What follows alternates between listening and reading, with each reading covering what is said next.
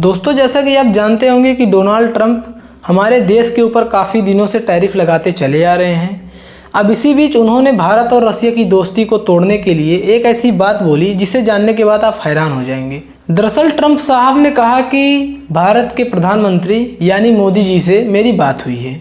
इस बातचीत में मोदी जी ने मुझसे कहा कि आने वाले समय में मैं रसिया से तेल नहीं खरीदूंगा। ये बात ट्रंप साहब ने एक इंटरव्यू में बोली, लेकिन जब ये बात मोदी जी को पता चली तब मोदी जी ने कहा कि नहीं, मैंने ऐसा कुछ नहीं कहा कि मैं रसिया से तेल नहीं खरीदूंगा, मेरा उनसे कोई नाता रिश्ता नहीं है। ऐसा मोदी जी ने कभी कुछ कहा ही नहीं। फिर जब ट्रंप साहब से कुछ दिन बाद एक न्यूज़ रिपोर्टर ने पूछा कि क्या सच में आपकी मोदी जी से बात हुई थी, तब ट्रंप साहब ने कहा कि मोदी जी का क्या कहना है, क्या उनसे मेरी बात नहीं हुई है, ऐसा मोदी जी कह रहे हैं, और अगर ऐसा वो कह रहे हैं तो मैं फिर से उनके ऊपर टैरिफ और सैंक्शंस लगाऊंगा। अब मैं ट्रंप साहब से एक बात पूछता हूँ, क्या आपके कहने से हमारा देश चलेगा? 140 करोड़ की जनसंख्या है इस देश में।